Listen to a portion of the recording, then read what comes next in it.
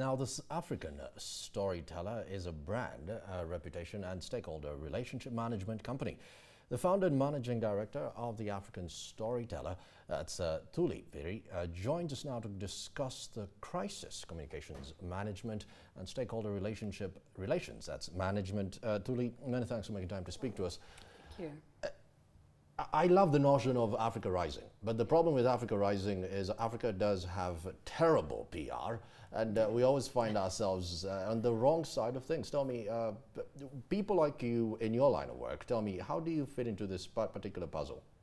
So thank you so much again for having me. I think Africa's stories of success and the potential that the continent has are yet to be told. What we currently have is a narrative that is pretty much driven by people that claim to understand the African continent and are not Africans in the main, and they are actually looking at Africa from a completely different perspective. Hence you have companies like the African Storyteller, which are run by Africans, because I firmly believe that with all the negative stories, with all the myths about Africa, we have a responsibility to actually stand up for the continent and say, yes, we have corruption, yes, we may have infrastructure backlog, yes, we may have all the other challenges, but guess what? There are companies that are doing business in Africa, they are succeeding in Africa, there are political leaders that are in office that are not necessarily corrupt, that have the best interest of Africa, and we have young people that are actually one of the best, most intelligent people in the world. Some of the best inventors are coming from Africa. So it's not all dull and gloom.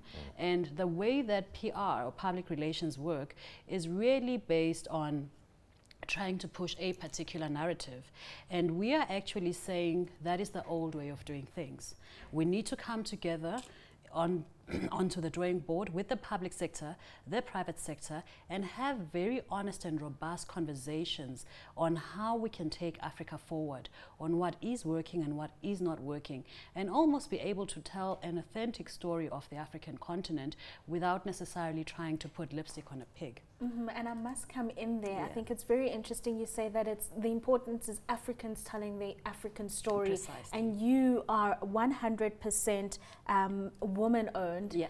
Black-owned, yeah. and surely this comes with some challenges. Apart from pushing out that negative narrative that we get from the West, being 100% black and female owned in a society where that's seen as the exception rather than the norm, how have you been able to navigate that space? So I always say that the biggest challenge is our own psyche.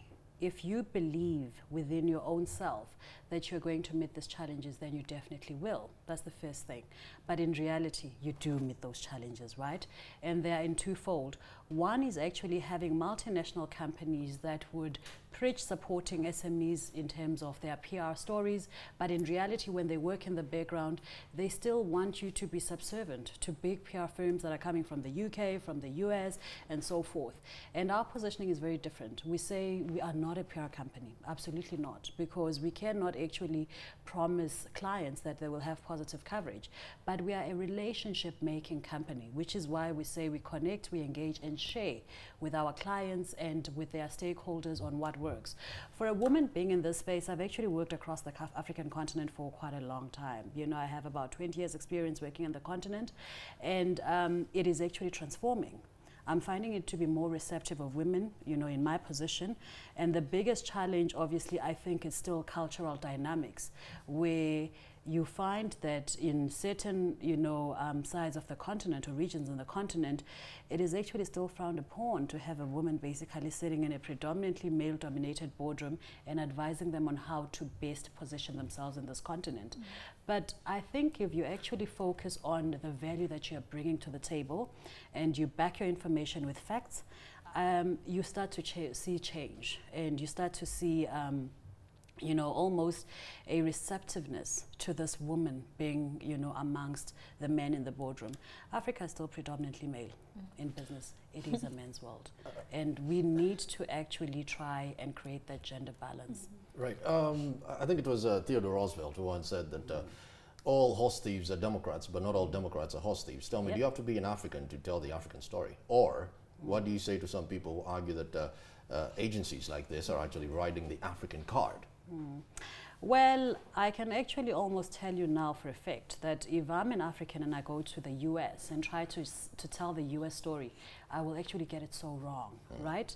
There are so many dynamics to a nation, to a community, to a society.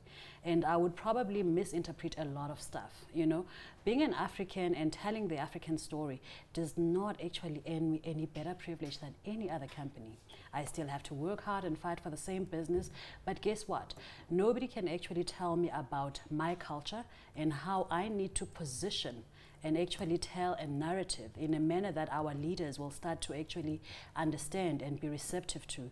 Nobody can actually best articulate the challenges of women or young people in the African continent than a young African woman working and living and born and bred in this continent. And then lastly, I do believe that there is still a role to play for global agencies, if you want to put it that way, because we need to sell Africa to the world. And that is where we can then partner with them to actually take our stories to your European markets, your Chinese markets, and so forth. And if you look at the model that, you know, a lot of agencies are currently using nowadays in the continent, is really partnering with indigenous companies, because they understand that you cannot take away the Africanness in me. I am African and I do understand this continent. It is home after all. And if I knock on the door of a government leader, a government minister, a CEO, and have a robust conversation on Africa and they are African, it is completely different to a conversation where they are actually intimidated by an American, a US, Chinese journalist who is actually coming with a probing or very negative, you know, angle to the story. Let's quickly talk about crisis management. You have been doing business across sub-Saharan Africa, and I just want to get an understanding of the ways in which we deal with different situations and really how companies are able to rebrand themselves. The Tiger brands, for example, the Steinhoff, SA Inc. With the state capture. What trends are you seeing in terms of how we deal with it, and are companies actually coming out on top after such situations?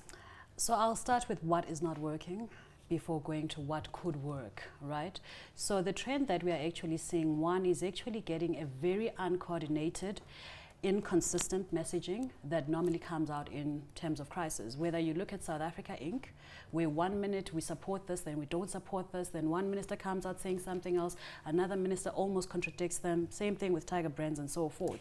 The biggest part that is actually missing, and you can almost tell the minute a CEO or a minister comes on board and actually starts to try and put out the fire, is that one, you can tell that they have no relationship with their stakeholders. In the instance of a Tiger brand, there would absolutely be no reason why a minister of health would say something different to what the CEO says, and then the media says, why, how come the minister is saying, you know, you guys have been told about this, and you're saying you have not been told. There's a lot of work that needs to go on in the background when there is no crisis, in bringing your stakeholders on board, getting them to understand where you are going, the direction that you're actually taking, and almost agreeing on what is mutually beneficial for the country, for the company, and in a time of a crisis, you know, how are we going to deal with this crisis? So in most instances, you don't have a crisis management team. That would almost get into a war room and say, let us lock ourselves in this room and let us figure this out together without necessarily pointing fingers. And then I think what would also work is utmost transparency. Old PR doesn't work. You know, when you come and you sit in front of a journalist, you are not addressing the journalist, you are addressing the world. The media space has become global. Everything that is local is instantly transmitted anywhere in the world. And you need to understand that it is okay. It is absolutely okay to find yourself on the wrong side. What is important is how you're going to correct it. Exactly. Absolutely.